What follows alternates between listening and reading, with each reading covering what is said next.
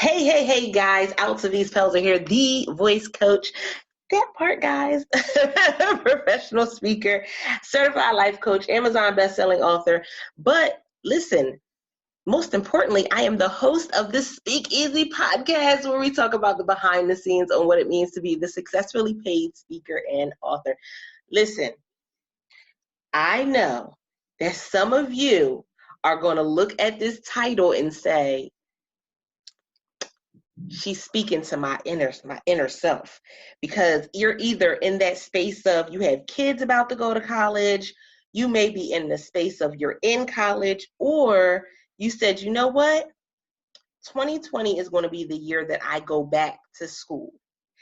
And even though each of them have a similar goal, the mindset is always going to be different. So I'm super excited about the guest that we have today, because we're going to shed some light on it, especially as those of you who are already working or who already have families, what that really means for going back into school.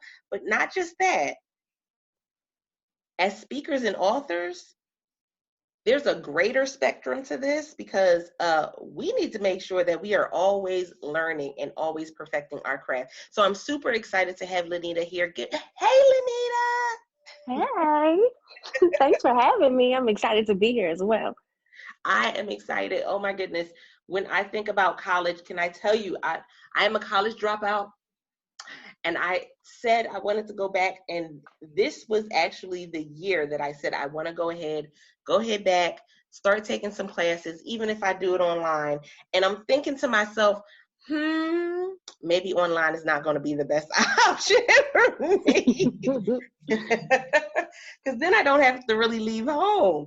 But before we jump into today's topic, Linnita, tell them a little bit about yourself. Awesome. Sure. So my name is Linnita Hosten, and I simply help students identify and go after their dream career.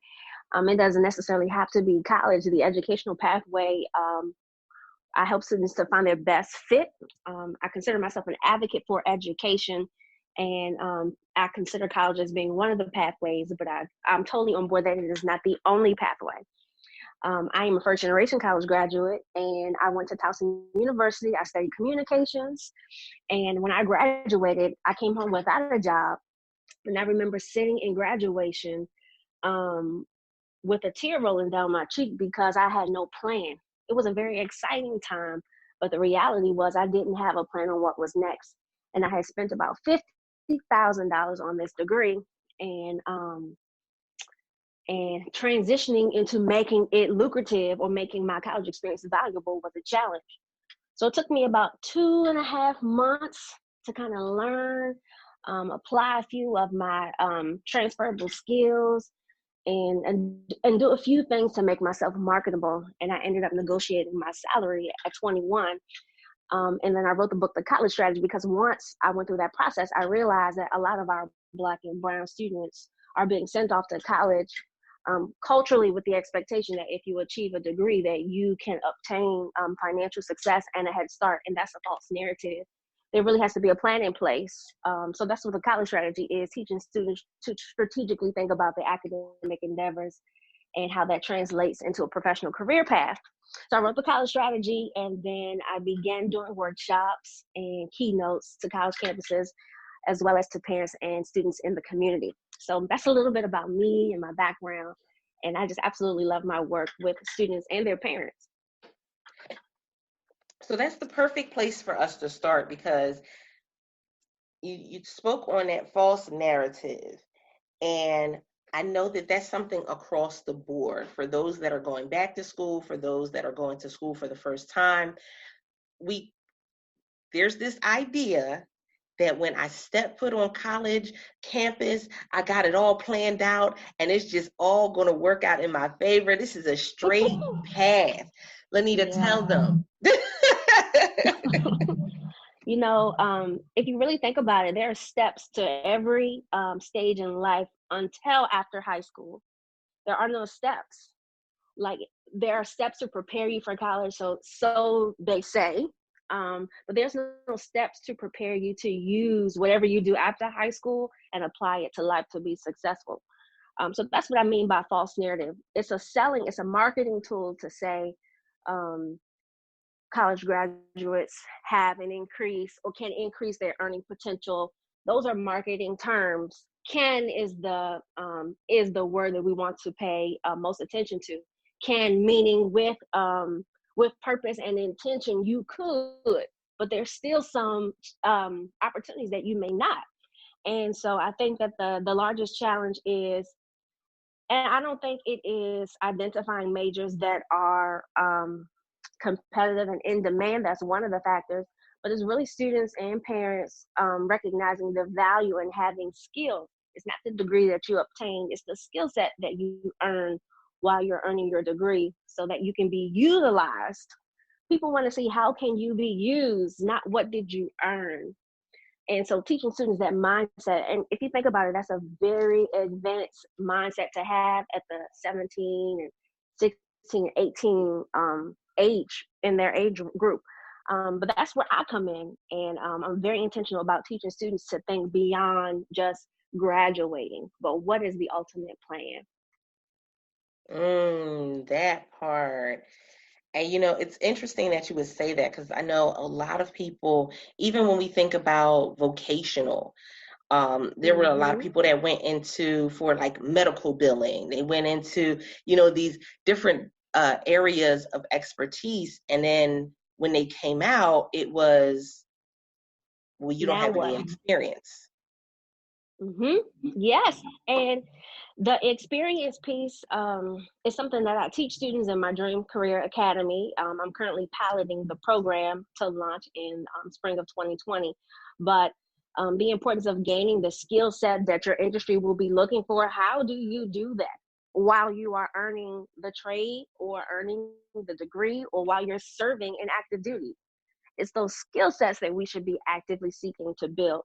And we should be doing them congruently along while we're learning the process. So yes, the skills like soft skills will be time management, communicating with others. Hard skills will be how do you budget, set an organizational plan, communications plans. Like hard skills are tangible things that you can show someone. And the easiest way I think students and or career professionals looking to transition that they can do that is by building a portfolio. That part. Now, I'm going to be honest and say that I did not understand the magnitude of a portfolio until after I had already left college and started, working at different jobs, trying to make ends meet. And then you kind of figure out that, oh my goodness, okay, so I know a lot.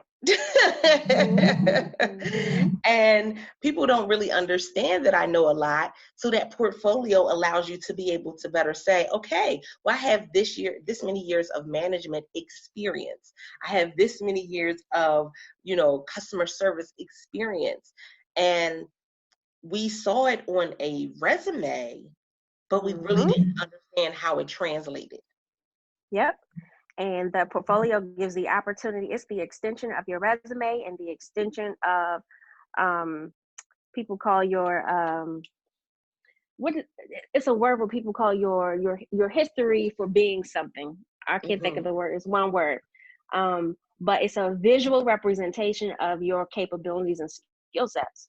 So inside of your portfolio, and this is with students and career professionals, obviously your resume, if you have a cover letter, if you've received any commendations, which are basically letters of praise or letters of recognition, if you've done any proposals, whether they were successful and being utilized or integrated and or they were denied, including those, if you plan any events, the event flyer, who you targeted, sponsorship letters, if you do graphics for your church and you volunteer, printing out those are visuals of your work, any visual representation you want to have to your portfolio. And another thing that I'll say, if you're smart, your portfolio will be tangible. so that it can go with you where you go. You can have a digital one, but there's nothing like leaving your capabilities, like an example of your capabilities, in the hands of a decision maker. So if you're at a scholarship interview, if you're interviewing for a college, for a basketball team, if you're interviewing for a job or an internship, when you go and you meet with that interviewee, when you're leaving, you say, hey, I prepared something. I would like to leave it with you as we are continuing in the selection process. This is some example of my work. Not many people are doing that. And that's one major way where students and or their parents could set themselves apart from their competitors. Now, that's very valuable, because even though I know some of you are saying right now, well, I thought this is the Speak Easy podcast. I thought it's about speaking and, being an author. But this is the thing. When we think about a portfolio, as a speaker, as an author, an entrepreneur, you need to have a portfolio. Yes. And it needs to be more than just the title of the book that you published or the copy of a book that you published. What else have you done? Because especially because we're in a new year, and this is why I'm excited about doing this topic for right now. We're in a new year. We need to be stepping forward with our best foot. Mm-hmm. In every area.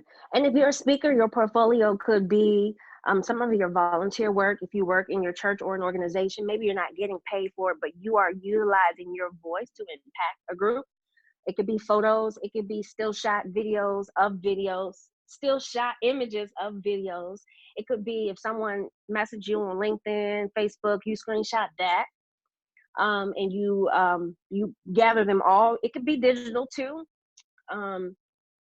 Another way of doing a portfolio, if you use your Instagram stories as a speaker, and every time you have something like what I just described, someone reaches out to you, they send you something, or they post something about what you did, or you have a photo, you make your own portfolio and save it as one of your highlights on Instagram. So when someone looks at your profile, they can click on that. Most people put there like speaking, family, recipes, right at the top. You know what I'm talking about? Mm-hmm, definitely. Yeah, you can make one of your highlights my digital portfolio or my speaking portfolio. Now that's taking it to a whole nother level, because you can do it on Instagram and you can do it on Facebook as well, on your personal page.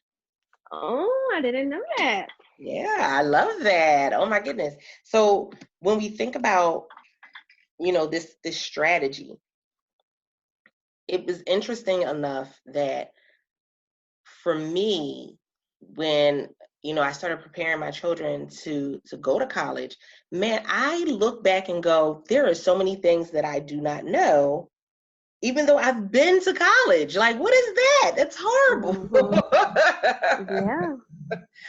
And I want to slide this in here that even though you may have had experience in having a portfolio or creating one prior to years and years and years ago, it doesn't mean that you should not reach out to help when preparing it right now. Very true. And so, even when I look at, getting them ready and the things that we need to do, listen, it's okay to ask for help. So I love, the ideas that Linnita just shared when it came to the portfolio, because guess what, guys, that's an amazing way for you to market yourself. Mm-hmm. We always talk about how social media is such a noisy place.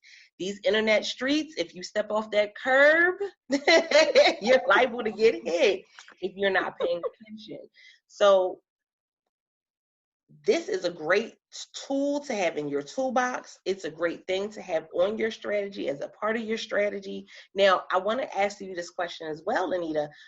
So what brought you to this point right now, being able to say, okay, I can tell you for sure that this is what needs to be done? I think what first what alarmed me in confirming that it was necessary was seeing so many in my circle who were recipients of bachelor's degrees and master's degrees and could not find employment, and or those who were graduating from college and having a tough time transitioning into roles that require a college degree. So in other words, they were underemployed in roles that did not require them to have a degree, yet they obtained student loans to get the degree. And so I started doing my research on it, and I learned that recent graduates have the highest unemployment rate. So there's an issue with transitioning because, again, there is no steps. You out there, is either sink or swim. So that identified that there was a need, and I knew I had, from my own personal experiences, having to also swim without much instruction and being able to negotiate my salary in the process. I knew that there was a need for the information, especially amongst my community. And, you know, I never want another student to sit at the end of graduation after they've invested sometimes close to six figures. We're talking $60,000, $70,000, $80,000 and not know what's next. Like that doesn't even sound. Yes, that doesn't even sound. It doesn't even make sense. Like when you make a six-figure investment, you know, okay, well, I'm gonna use this money. My return on investment is going to yield. Like you really think that through. But again, I think that we've just adapted to the cultural mindset that if we just go, what's on the end of it will be promising, and it could be with a little planning. So that's what really got me into the work, and I absolutely love it. And for 2019, I was able to travel across the country, particularly to high school, to college campuses. But I'm really looking forward to, in 2020, partnering with more families while they're in the high school, because I think that there's some value in having a stronger parental relationship prior to a student entering college, regardless if the parent attended college or not. And so that's where my focus will be with my student coaching program, the Dream Career Academy, which is for high school students and their parents. I think that's valuable. I literally was sitting in financial aid with my son, and all his stuff was taken care of, thankfully. But there was another parent there, and I felt bad because they didn't even have their FAFSAs done. Wow. And so they had already registered for classes, so you know how that process works. Mm-hmm. And it's almost like we're being reactive. Yes. Like we're being reactive with trying to help them when they get to the college level. So I love that you're going back a step before they get to that point, because that's taking the proactive approach. And even when we look at, you know, so many times we talk about, oh, we want to be successful. And we go to the school and we get the degree because that's the goal, is to be successful. The goal is, nobody wants to be broke. I would hope. Right. Nobody wants to be broke. But are you being reactive or are you being proactive? And I think being proactive, in this instance, sometimes it's just doing the research and asking the right questions. Like that can make a huge difference if we just ask the right questions and put ourselves in a position to really be able to say, okay, I know for definite that this is the decision that I want to make and the place that I want to go. Yep. That's valuable. Now, I always ask this question for everybody who comes onto the platform. Have you had any blunders in this journey so far? Have you had any moments that you can look back and say, you know what? That wasn't the best choice. I was about to go to my dictionary before you provided an overview of a blunder. I said, wait a minute, I don't know what that word is. Absolutely. More personally than related to my business, but some of my decision making post-college delayed some of the goals that I was interested in setting, like home ownership, transitioning into more lucrative career roles, because I am a hybridpreneur. I do work full-time. My background is in communications training and web design, web copy and design. And yeah, so some of the decisions that I made, even down to purchasing and finance decisions and credit card debt, that contributed to not being able to make investments in my business. So yes, lots of blunders. And to be quite frankly, probably too many for me to have been so young. But I'm excited that, I saw through those things very early, because a lot of what I learned, I now get to teach my families. Most of the women that I do work with, who are parents, are much older than me. But I just thank God for wisdom and growth enough to being able to share that with students. I'll also say some of my blunders have drawn connections with other people who I know are a great resource to my families. So we're talking about people in various career paths, from the finance industry to radiology, people who I've encountered from my blenders, like therapists, those persons whom I may have encountered during tough times are now people that I call on to provide my students that I coach with access to what they do in their career. So, for example, my therapists, they become partners basically in my Dream Career Academy to mentoring the students that I coach. So it's interesting how life can become full circle. If you were to ask me 8 years ago, would you be doing such and such? Would you be utilizing your voice? Would you be grateful for your hardships because you eventually be in a position to shed light to others? And I would have absolutely said no, but that's exactly what it's turned into. I love that. I love the thought of it building a network, from Yes. the scenarios that you've gone through and the people that you've had to talk to. I love that, because it's always, I say, of course, we always talk about how your net worth is connected to your network, but we also know that it's your network that allows you to really be able to give the most to your clients and the people that you serve. Because guess what? We can't do it all by ourselves. Nope. We wish we could. We wish we could help every person from point A all the way to point Z. But there's some letters in between there that we are missing. Absolutely. And we don't want to send you out there with only part of the alphabet. So we want to make sure that we fill in the pieces and, build those relationships, so that way, hey, okay, well, I need to send you to this person, and I need to send you over to this person now, because they're going to be able to take you to a whole nother level than what I've been able to bring you to. I absolutely love that. And I love that we're seeing that more and more as time has gone on, because for so long it was me and mine and no one else's. Wow. And so you didn't hear these conversations going on. I mean, you got to think, even when we look at our parents, I never had a conversation with my mother about how she paid for college, how much she paid, anything. And I didn't even know that she was still paying off student loans until when she passed away, they called me. Wow. Like things like that, we don't even understand. That's true. Until it's kind of too late. But now I love, like Linnita, I love people like you that are going out and saying, okay, look, let's shed a light on this.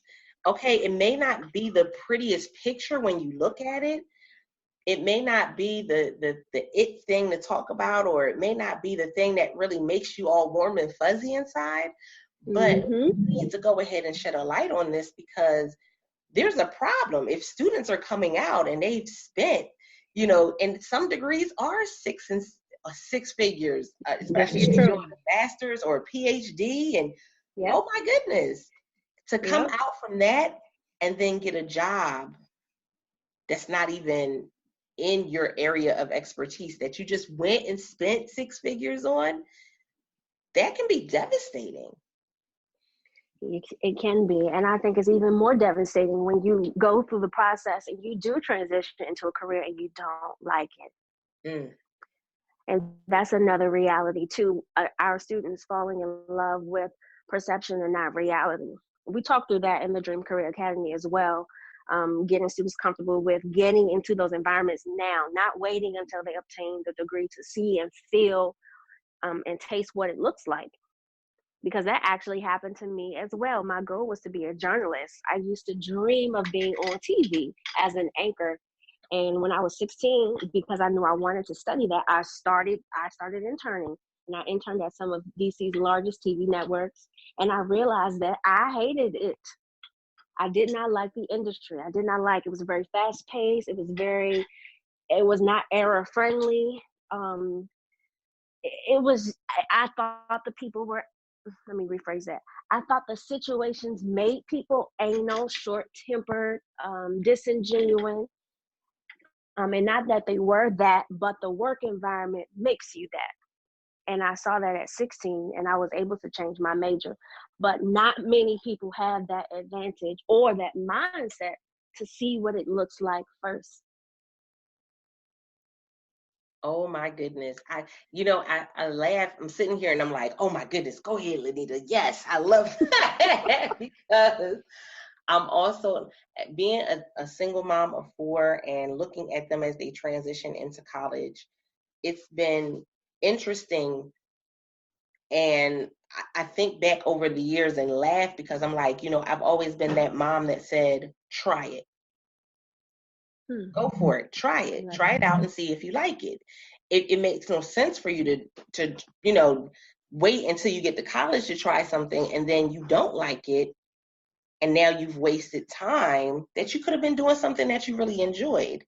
And when I first started with my children, it was maybe like middle school.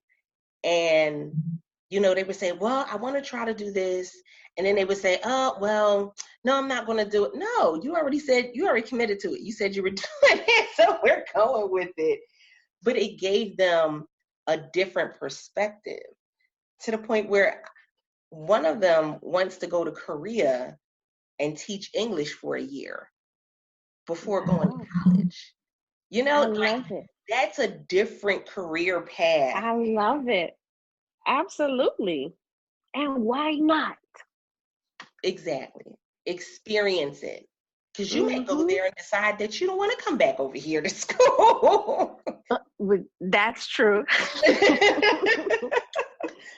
But the reality is that, and that comes in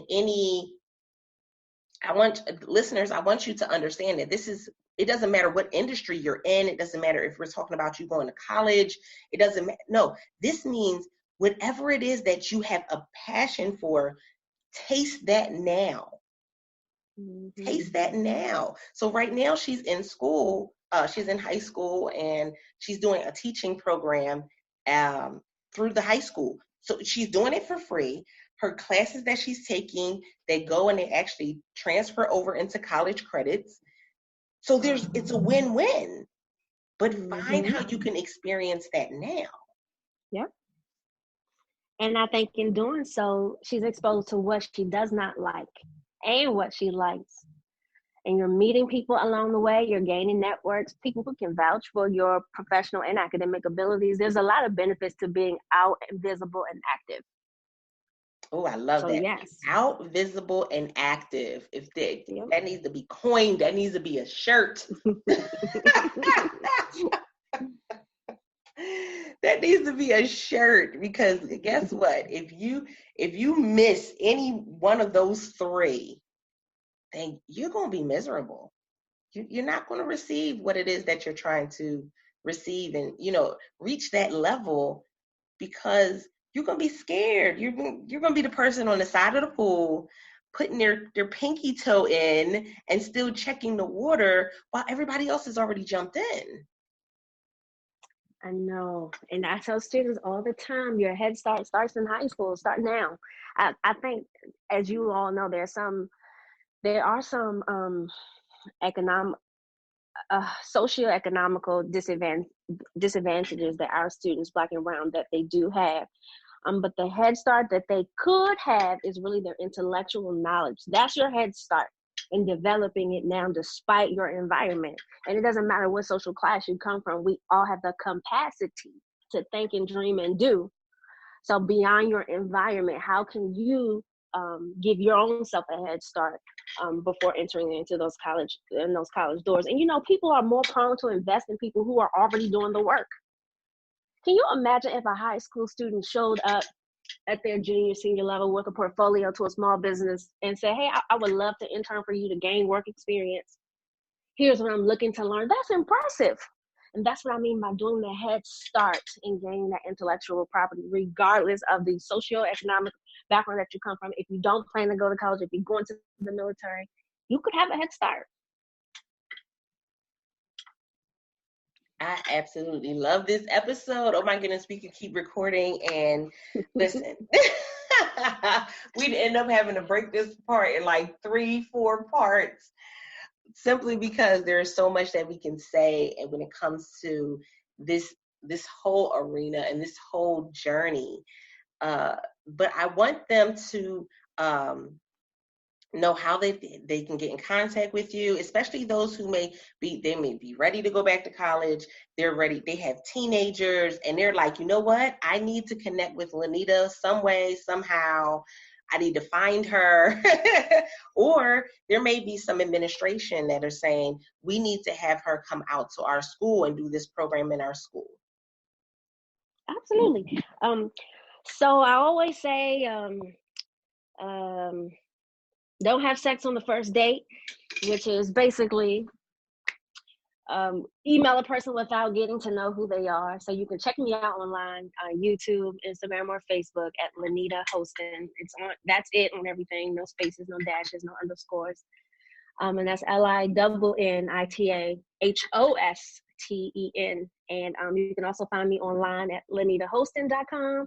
If you're interested in learning about specifically the student coaching program for both high school students and their parents, that information can be found at thedreamcareeracademy.com. And I am located in the DC area. However, I do travel nationwide, and with God's provision, I may be international in 2020. But I would love to be of value to any high school communities, any churches who have high school and parent ministries or are looking to create one.